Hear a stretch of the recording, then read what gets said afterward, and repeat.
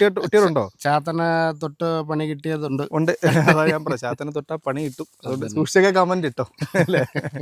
കുട്ടിച്ചാത്തനെ കാണാൻ കൊടുങ്കാട്ടിലേക്ക് പോയ വ്യത്യസ്തമായ ഒരു വീഡിയോ ആണ് ഇന്ന് നിങ്ങളിലേക്ക് എത്തിക്കുന്നത്. പ്രിയപ്പെട്ട ഒരു സുഹൈലാണ് നിൽക്കുന്നത്, ഒരു കാട്ടിനകത്താണ്. അപ്പോൾ എൻ്റെ ബാക്കിൽ കാണുന്നത് നമ്മൾ ഈ കഥകളിലൊക്കെ കേട്ടിട്ടുണ്ട്, സിനിമയിലും കഥകളിലൊക്കെ കേട്ടിട്ട് മറന്നൊരു സംഭവമാണ് കുട്ടിച്ചാത്തൻ എന്നൊക്കെ പറയുന്നത് അല്ലേ. സിനിമയിലും കഥകളിലുമാണ് കൂടുതലും കുട്ടിച്ചാത്തനെ കേട്ടത്. ഇപ്പോൾ കുട്ടിച്ചാത്തനെ നേരിട്ട് കാണുന്ന ഒരു പ്രതിയാണ് നിങ്ങളെ കാണുമ്പോൾ. കുട്ടിച്ചാത്തനെ ഉപാസിക്കുന്ന ആളല്ലേ? ഈ കുട്ടിച്ചാത്തൻ ശരീരത്തിൽ കയറാറുണ്ടോ? ഉണ്ട്, വരാറുണ്ട്. അപ്പോൾ ഞാൻ നേരിട്ട് ആദ്യമായിട്ടാണ് ഒരു കുട്ടിച്ചാത്തൻ തന്നെ പറയുന്നതുകൊണ്ട് ബുദ്ധിമുട്ടില്ലല്ലോ. ഞാൻ ആദ്യമായിട്ടാണ് ഒരു സിനിമയിലൊക്കെ കണ്ട് മറന്ന ഒരു കുട്ടിച്ചാത്തനെ നേരിട്ട് കാണുന്നത്. അപ്പോൾ ഒരു കാടിനകത്താണ്. നമ്മൾ ഉപവസിക്കുകയാണോ? അതെ, ഉപാസനയുണ്ട്, സേവയാണ്.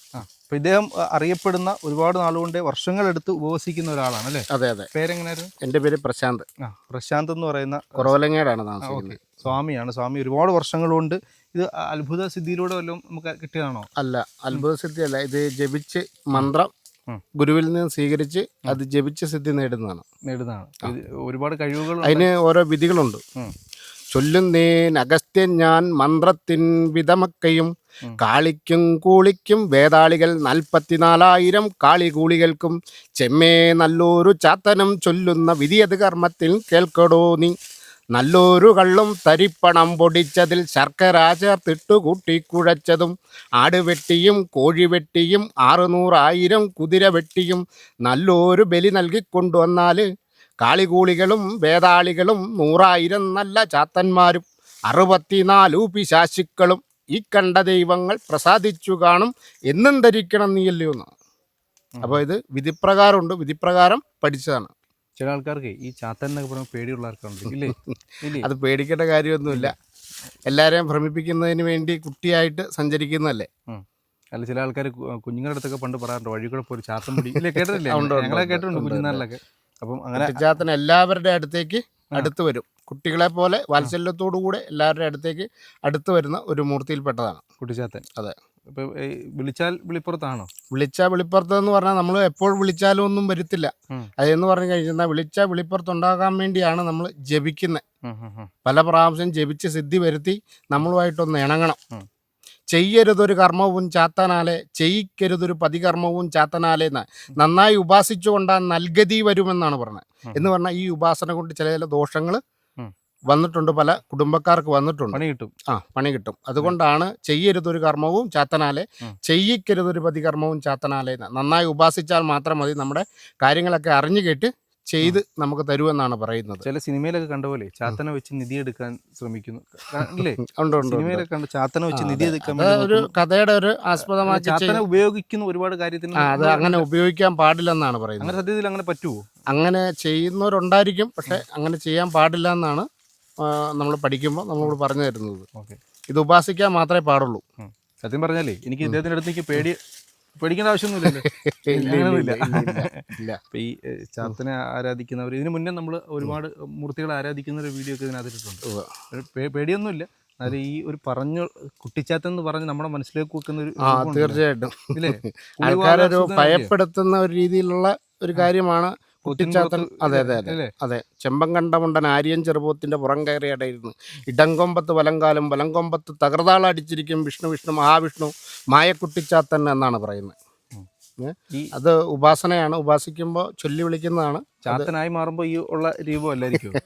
ചാത്തൻ്റെ ഓരോ ഭാഷകളുണ്ട്, മറുഭാഷകൾ. അത് ഇപ്പം കുറച്ച് ആൾക്കാർ മാത്രമേ അത് സംസാരിക്കുന്നുള്ളൂ.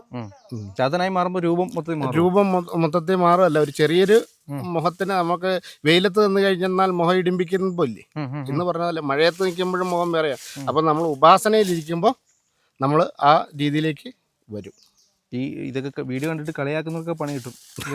അല്ല, ചില വേറൊരു കാര്യം, ലോകത്തിലെ എല്ലാത്തിനും ഒരു നെഗറ്റീവ് ഉണ്ടാവും. അപ്പം ആരെന്നെ അമ്മയെ തല്ലിയാലും 2 പക്ഷക്കാരുണ്ടാവും എന്ന് പറഞ്ഞ പോലെ ഇത് വിശ്വസിക്കുന്നവരുണ്ടാവും, വിശ്വസിക്കാത്തവരുണ്ട്. അവരുടെ ചോയ്സ്. അത് തന്നെ, അത് അവർക്ക് വിട്ടുകൊടുക്കുക. അവർക്ക് വിട്ടുകൊടുക്കുകയാണ്. എന്നാലും ചില ആൾക്കാരെ ഇപ്പൊ കൈകാര്യം ചെയ്ത് കളയാമെന്നൊക്കെ ചിന്തിക്കുന്നവർക്ക് ചാത്തനെ തൊട്ടാൽ അങ്ങനെ പണി കിട്ടിയിട്ടുണ്ടോ? ചാത്തനെ തൊട്ട് പണി കിട്ടിയതുണ്ട്.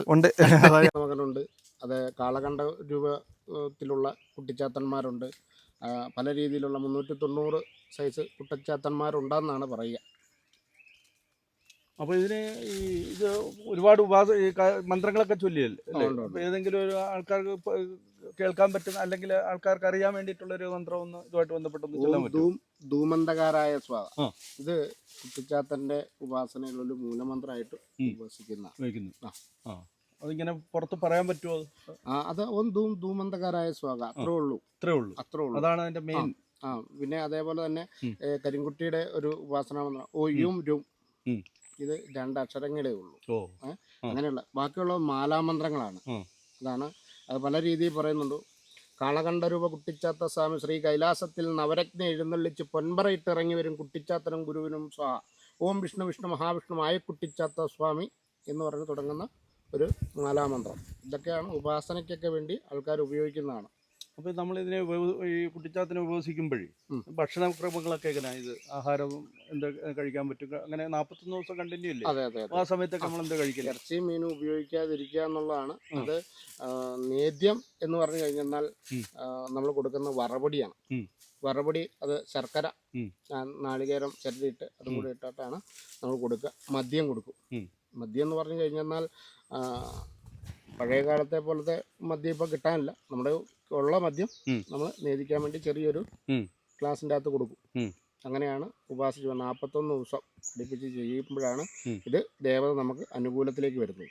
അപ്പോൾ ഇങ്ങനെ അനുകൂലമായി വന്നു നമുക്ക് ഇങ്ങനെ തിരിച്ചറിയാൻ പറ്റുന്നത്? നമുക്ക് ശരീരത്തിൽ വൈബ്രേഷൻ ഉണ്ടാവും.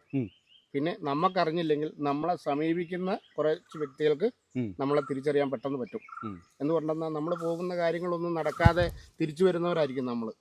പിന്നീട് ഉപാസന നമുക്ക് ബലമായി കഴിഞ്ഞാൽ നമ്മൾ പോകുന്ന കാര്യങ്ങളൊക്കെ പെട്ടെന്ന് ശരിയാകുകയും നമുക്ക് നമ്മുടെ കൂടെ നിൽക്കുന്ന സുഹൃത്തുക്കൾ അത് പെട്ടെന്ന് തന്നെ നമുക്ക് എന്തെങ്കിലും ഒരു പ്രത്യേക പവർ ഉണ്ടെന്ന് അവർ മനസ്സിലാക്കിയെടുക്കും. നമ്മുടെ വാക്കുകൾ കൊണ്ട് മനസ്സിലാക്കും. നമ്മൾ ചിലപ്പോൾ അറിയാതെ പറയുന്നതായിരിക്കും, പക്ഷെ ആ വാക്കുകൾ അവർക്ക് ക്ലിയർ ആയിട്ട് ഭവിക്കും. ചിലർ ഇങ്ങനെ ഉപവസിച്ചൊക്കെ കിട്ടിക്കഴിയുമ്പോൾ ദുർവിനിയോഗം ചെയ്യുന്ന ചിലരൊക്കെ ഉണ്ടെന്ന് പറഞ്ഞു, എനിക്കറിയില്ല. അങ്ങനെ എന്തെങ്കിലും സംഭവങ്ങളുണ്ട്? ദുർവിനിയോഗം ചെയ്യുന്ന ആൾക്കാരൊക്കെ ഉണ്ടോ ഇതുമായിട്ട്? ഇത് ദുർവിനിയോഗം ചെയ്യുന്ന ആൾക്കാരുണ്ട്. പക്ഷെ അങ്ങനെ ചെയ്യാൻ പാടില്ലെന്നാണ് പറയുന്നത്.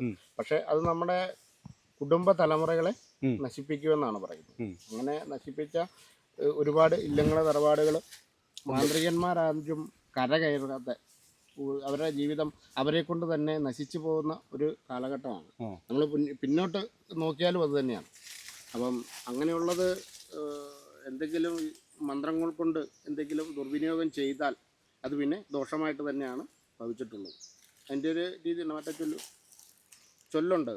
അത് ചെയ്യരുതൊരു കർമ്മവും ചാത്തനാലെ ചെയ്യിക്കരുതൊരു പതികർമ്മവും ചാത്തനാലെ നന്നായി ഉപാസിച്ചു കൊണ്ടാൽ നൽകതി വരും എന്നാണ് മനസ്സിലാക്കേണ്ടത് കേട്ടോ.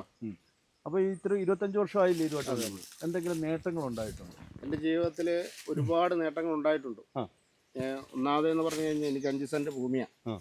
അപ്പം അതിനകത്തൊരു ചെറിയൊരു ഓല വീടായിരുന്നു. അപ്പം അതെൻ്റെ ജീവിതം വെച്ച് നോക്കുമ്പോൾ നല്ലൊരു വീടായി, എനിക്കൊരു വാഹനമായി. എൻ്റെ ജീവിതത്തിൽ പിള്ളേരുടെ പഠനം കാര്യങ്ങളെല്ലാം നടന്ന് എൻ്റെ ജീവിതത്തിൽ ഒരുപാട് മാറ്റങ്ങൾ ഉണ്ടായിട്ടുണ്ട്.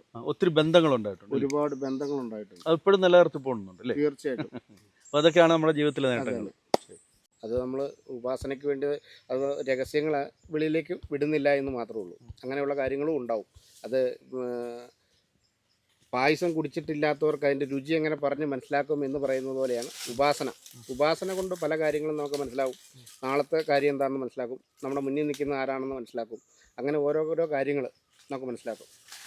അതുകൊണ്ടാണ് ഇത് എനിക്ക് സാധാ ഒരു മനുഷ്യനാണ്. ഈ സാധാ ഒരു മനുഷ്യന് എൻ്റെ മുന്നിൽ നിൽക്കുന്ന വ്യക്തി ആരാണെന്നോ അല്ലെ നാളെ എന്ന് നടക്കുമെന്നോ അറിയാനുള്ള കഴിവില്ല.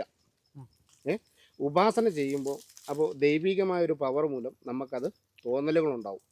ഭാവി കാര്യങ്ങൾ ഇപ്പം എൻ്റെ ജീവിതത്തിൽ ഭാവി നടക്കാൻ പോകുന്ന ദുരന്തങ്ങൾ ഒരുപക്ഷെ സ്വാമിക്ക് പ്രൊഡിക്റ്റ് ചെയ്യാൻ വേണ്ടി പറ്റും? തീർച്ചയായിട്ടും പറ്റും.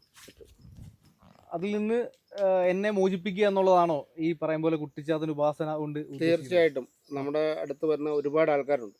ചിലർ ജീവൻ നശിച്ചു വരുന്ന ആൾക്കാരുണ്ട്. അതേപോലെ തന്നെ ജീവിതത്തിൽ മാർഗങ്ങളില്ലാതെ നിൽക്കുമ്പോൾ ഒരു കൈത്താങ് എന്നുള്ള രീതിയിൽ നമ്മുടെ അടുത്ത് വരാറുണ്ട്. നമ്മളവരെ കൈപിടിച്ച് ഉയർത്താറുണ്ട്.